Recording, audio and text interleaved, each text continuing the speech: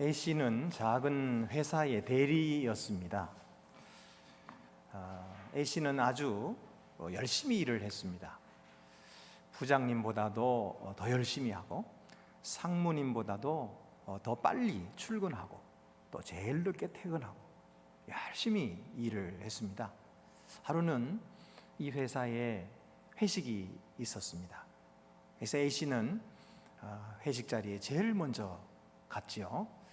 그리고서는 내가 그래도 일을 제일 많이 한 사람이니까 사장님 옆자리에 앉아야지.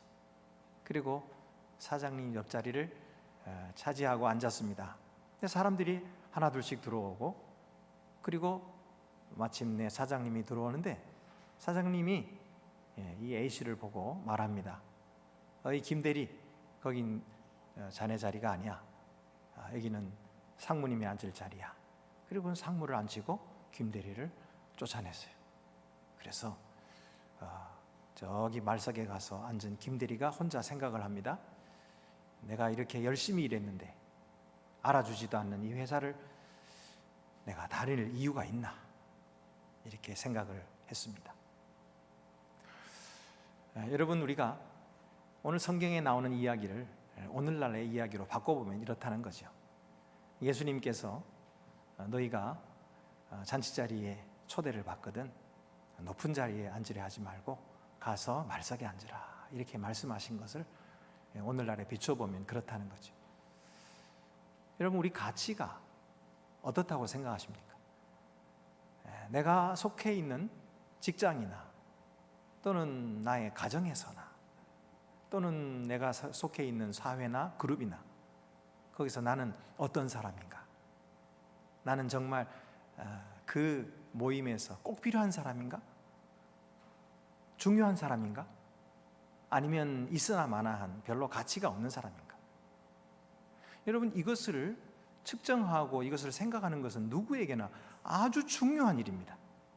어쩌면 우리가 이 세상에 살아갈 때 정말 제일 중요한 일로 여기고 살아가고 있는지도 몰라요. 그렇다면 진짜 나의 가치는 얼마나 될까요? 그것을 어떻게 알 수 있을까요? 그리고 그걸 정말 측정할 수 있을까요? 자, 오늘 성경 말씀을 우리가 잘 보면은 2000년 전에 예수님이 하신 말씀이지만 좀 전에 제가 말씀드린 것처럼 그거는 옛날 얘기가 아니고 오늘 우리들의 이야기, 오늘 우리들의 삶 속에서 내가 있는 그 자리에서 나는 어떤 가치가 있느냐 하는 것을 예수님께서 알려주시는 거거든요. 만약에 우리가 이 말씀의 깊은 의미를 깨닫고 그리고 이 말씀을 우리가 믿음으로 받아들이면 우리는 높은 자리에 있든지 낮은 자리에 있든지 상관없이 우리의 가치를 알고 떳떳하고 그리고 용기 있게 살아갈 수 있게 되는 것입니다.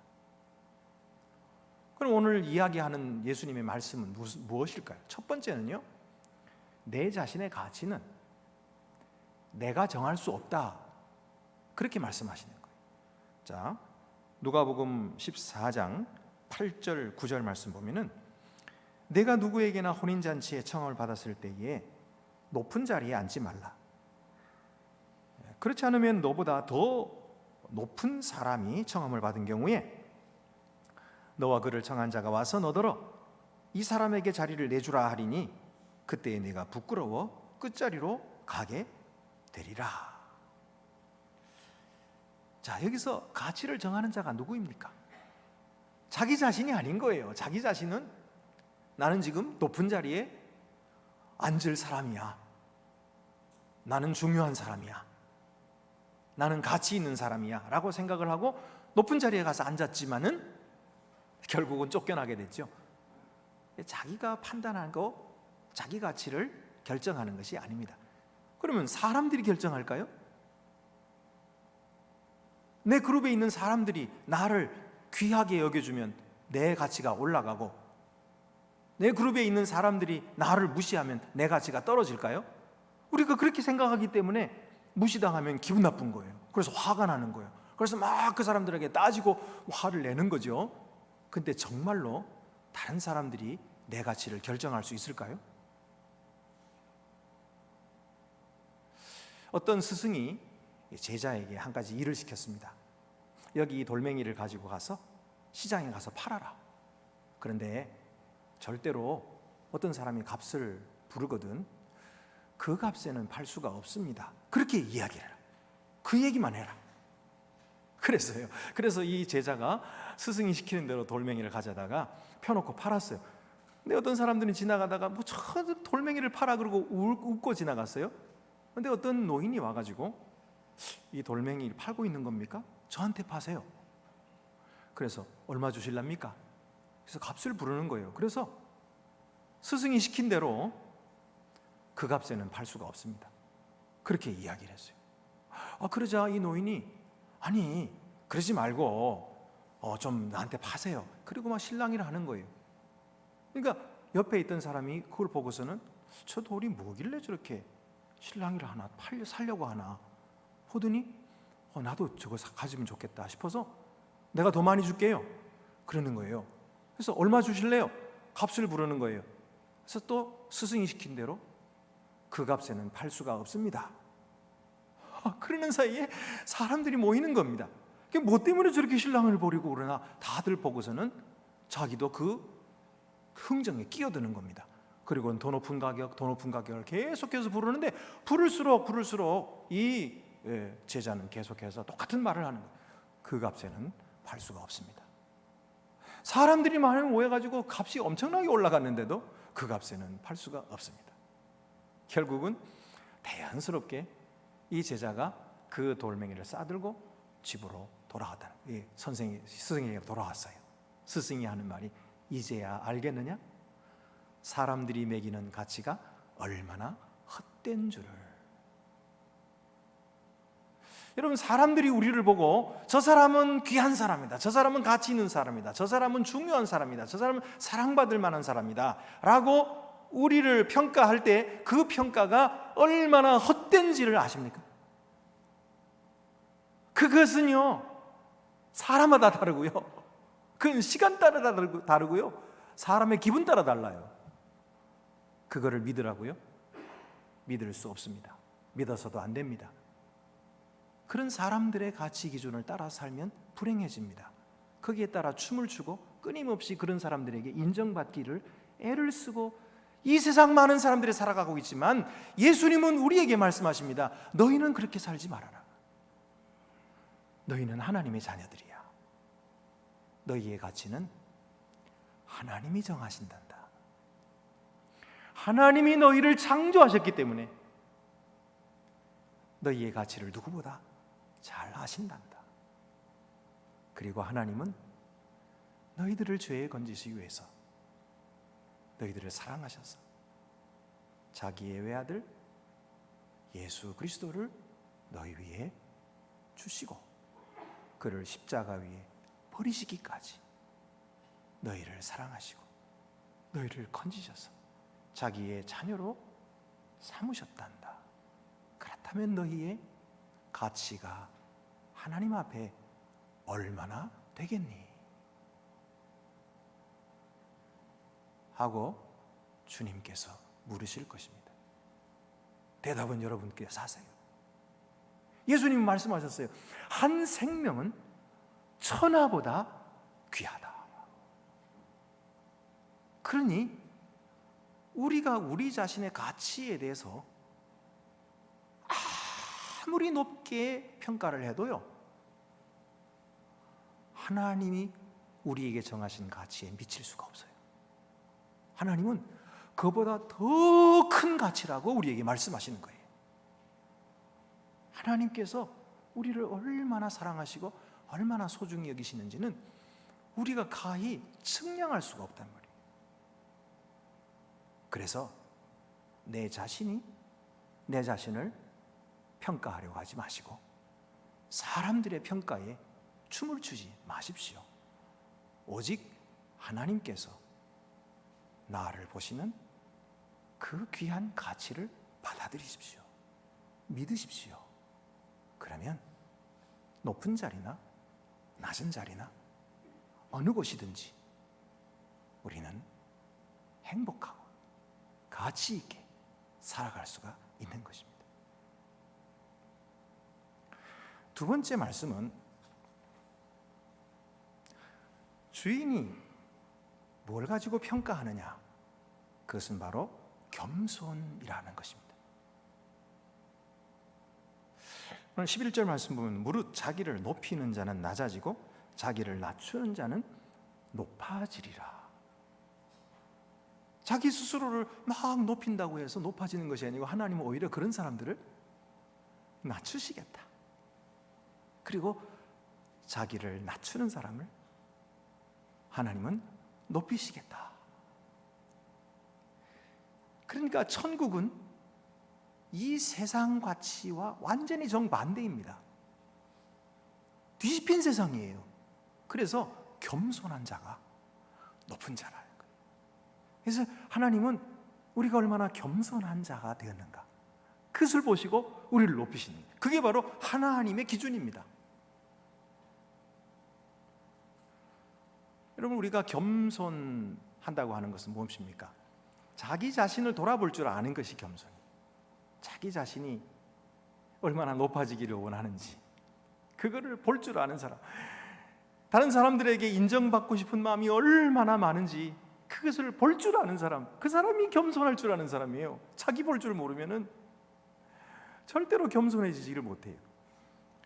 레리 드레슬러라고 하는 사람이 Standing in the Fire, 불 속에 서다라는 책을 썼어요. 이 책은 신앙서적이 아니고요, 이 책은 기업을 경영하는 사람들에게 회의를 어떻게 잘 인도할 것인가를 가르쳐주는 책입니다. 리더가 회의를 인도하는 중에 사람들이 서로 자기 주장을 해서 다툼이 일어나고 갈등이 일어나고 싸움이 일어나는데 마치 불이 붙듯이 그냥 타오른다는 거예요. 그럼 리더는 그 불 속에서 어떻게 평정을 찾고 어떻게 지혜롭게 그리고 용기 있게 그 모임을 인도해 갈 것인가 하는 것을 이야기해 주는 책이에요. 그러니까 이 사람이 하는 얘기는 뭐냐면, 사람은 누구든지 결정이 자기 마음에 안 들 때 마음이 불편하다는 거예요. 그리고 마음에 안 드는 게 아니라 이 결정이 어디로 가는지도 모를 때, 그럴 때 마음이 아주 불편하다는 거예요. 누구나 다 마음이 불편하죠. 그런데 마음이 불편한 이것은 내면적인 거예요. 내면적인 거. 그리고 결정이 엉뚱한 방향으로 가는 것처럼 보이는 것도 내가 판단하는 거예요. 근데 이 외면적인 것과 이 내면적인 것을 구분하지 못하고 이게 막 뒤섞여 가지고 별 문제 아닌 걸 가지고 내 속이 불편하니까 그게 화를 내고 별 문제 아닌 걸 가지고 사람들에게 아주 기분 나쁘게 하고 이렇게 되기가 쉽다는 거예요. 누구나 다. 근데 왜 그렇게 되느냐? 자기 자신을 보지 못하기 때문이라는 거예요. 자기 자신 속에는 해결되지 못한 갈등, 불만, 어떻게 해결해야 될지 모르는 문제들이 그대로 있기 때문에, 그래서 내 속에는 지금 불편한 거예요. 속이 불편한데 이 불편한 속과 외부적인 환경과를 구분을 못하고 외부적인 환경에 문제가 있다, 저 사람이 문제다, 그리고서는 갖다가 퍼붓고 화를 내고, 그러니까 이 불이 붙고 엉망진창이 되는 거예요. 그래서 좋은 리더는 어떻게 하냐? 자기 자신을 볼 줄 알아야 된다. 거울 앞에 설 줄 알아야 된다. 이런 얘기를 하는 겁니다. 드레스는 이렇게 말합니다. 자기 인식이 없으면 자기가 보고 생각하고 느끼는 것이 모두 명백한 진리가 되는 세상에 살게 된다. 자기 인식이 없으면 모든 선택은 자기 의요, 모든 행동은 자기 정당화가 된다. 자기 인식이 없이 사는 사람에게 세상은 무식한 낙원이다. 자아도취에 사는 거죠. 그러므로 우리 자신이 이러지도 저러지도 못하게 되었다든지, 새로운 반응에 거부감을 느낀다든지, 심한 비판을 받거나 신체적인 불편을 느끼게 될 때는 자신을 비춰보는 거울 앞에 서도록 요청받은 것이다. 마음에 불편함이 생겼으면은, 그럼 그건 지금 불러주는 거예요. 누가? 거울이 나를 불러주는 거예요. 와서 너 자신을 비춰봐라. 내가 어떤 상황에 있는지. 거울을 비추는 목적이 무엇입니까? 자신을 보는 목적은 격동하는 자기 감정을 억압하기 위함이 아니라 자기의 내면적 한계를 알고 선택의 여유를 만들어내기 위한 것이다. 그렇게 자기 자신을 보면서 나를 막 억압하려고 하는 것이 아니고, 내가 얼마나 어려운 환경에 처해 있는가, 그것을 보고 함께 웃어주고, 그러면서 여유를 가질 수 있고, 그리고 그 여유 속에서 새로운 창조의 대안들을 만들어낼 수 있도록 해주기 위한 거죠.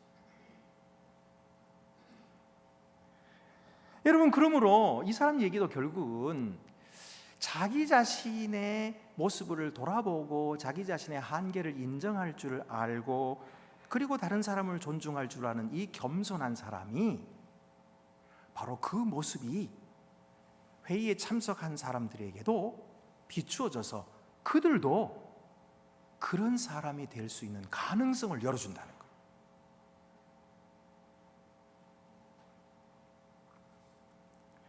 참 재미있는 책이죠. 여러분, 오늘도 하나님께서는 우리에게 거울 앞으로 초대하고 계십니다. 세상이 엉망진창으로 돌아가는 것 같고, 내가 이해할 수 없는 방향으로 흘러가는 것 같아서 마음이 불편하고, 또 때로는 화가 날 때, 그때 하나님께서 우리를 거울 앞으로 초대하는 거예요. 너는 누구라고 생각하느냐? 네가 사람들에게 인정받고 싶으냐? 사람들에게 알려지고 싶고 중요한 사람이 되고 싶으냐? 너는 이미 중요한 사람이야. 다른 사람들이 그렇게 알아주지 않아도 너는 소중한 사람이고 중요한 사람이고 내 앞에 존귀한 자란다. 하나님께서 말씀해 주시는 것을 듣고, 그렇구나. 사람들이 알아주는 게 중요한 게 아니구나. 하나님께서 나를 소중히 여기시는구나.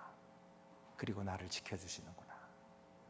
그리고서는 문제 속에서도 여유를 찾고 그 속에서 창의적인 대안을 찾아낼 수 있는 거죠. 세 번째로는, 천국에서 가장 가치가 높은 사람은 약하고 천한 사람을 섬기는 자다 라고 예수님께서 말씀하고 계세요. 자, 우리가 읽진 않았지만 그 다음 말씀 보면 12절부터 14절입니다. 또 자기를 청한 자에게 이르시되, 내가 점심이나 저녁이나 베풀거든 벗이나 형제나 친척이나 부한 이웃을 청하지 말라.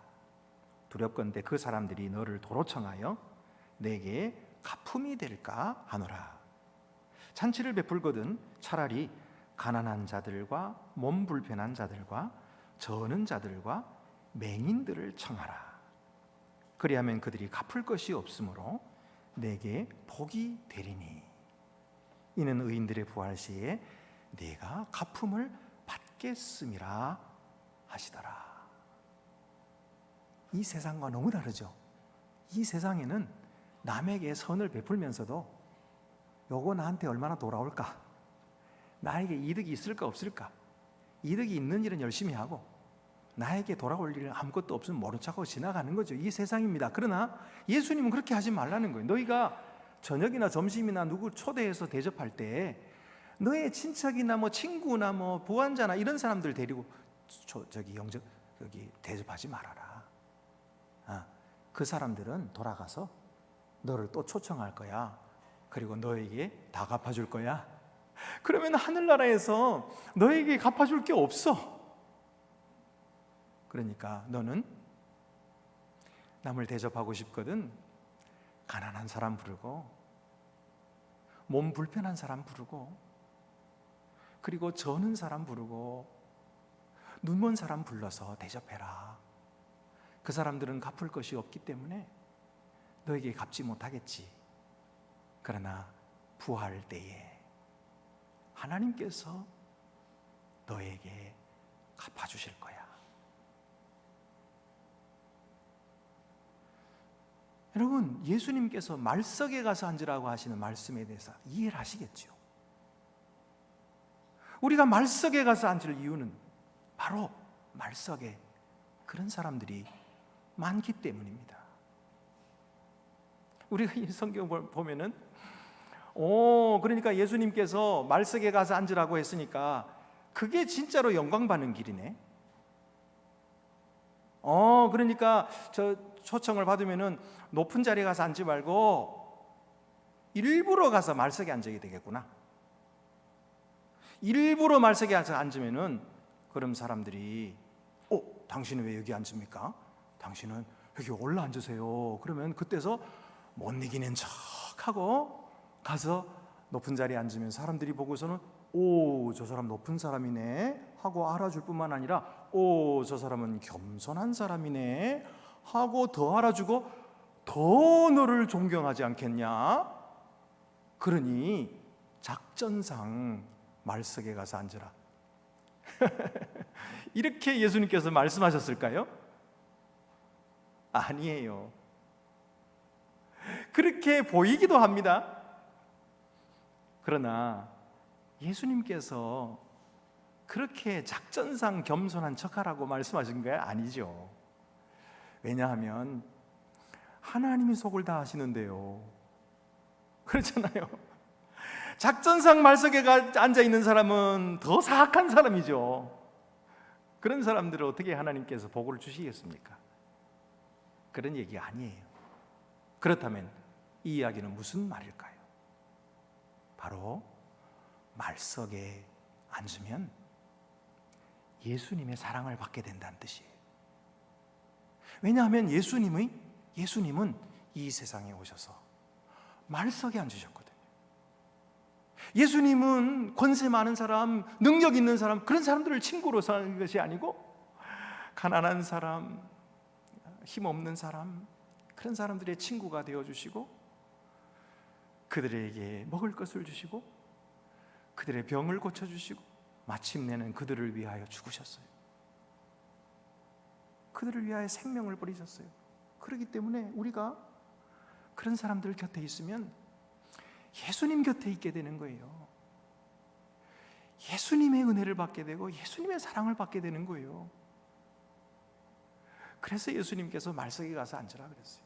내 스스로 높이지 말고 잘난 척하지 말고 남들 위해서 너 대단한 능력 가졌다고 자랑하려고 하지 말고 그거 다 하나님께서 임시로 주신 거니까 똑똑하다고 해서 그 하나님이 빼앗아 가시면 금세 가져갈 거잖아. 그거 내 거 아니거든. 그러니까 그냥 없는 사람으로 알고 가서 말석에 앉으라. 그러면 하나님의 사랑을 받게 된다.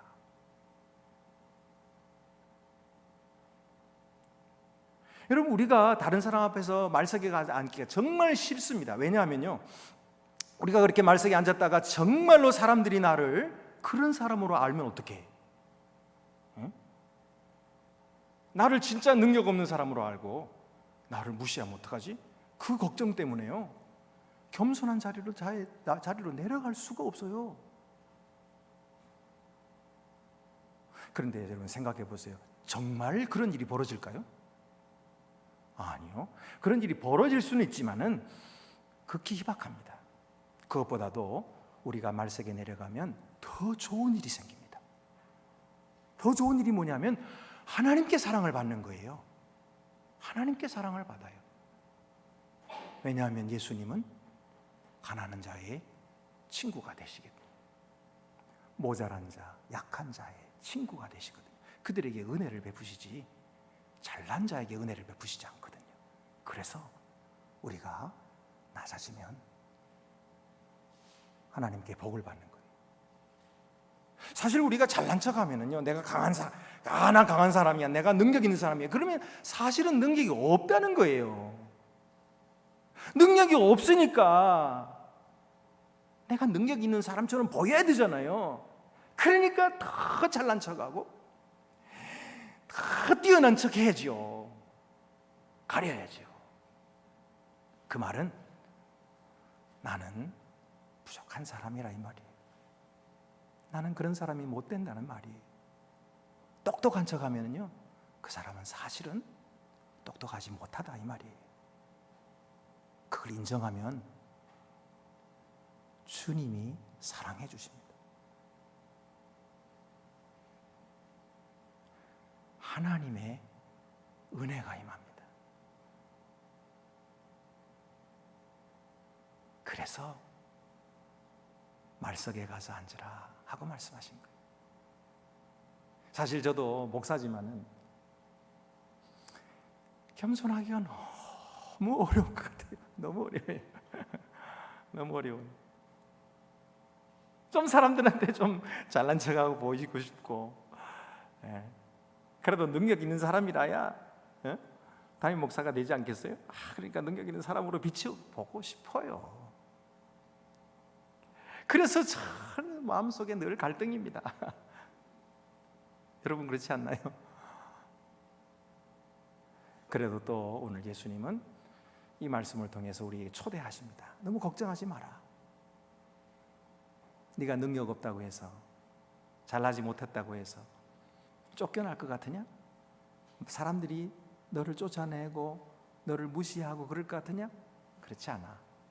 주님께서 우리에게 위로해 주십니다. 오늘도 우리가 얼마나 소중한 자인 것을 주님께서 가르쳐 주고 계시죠. 주님은 오늘도 우리를 겸손의 자리로 말석으로 초대하고 계십니다.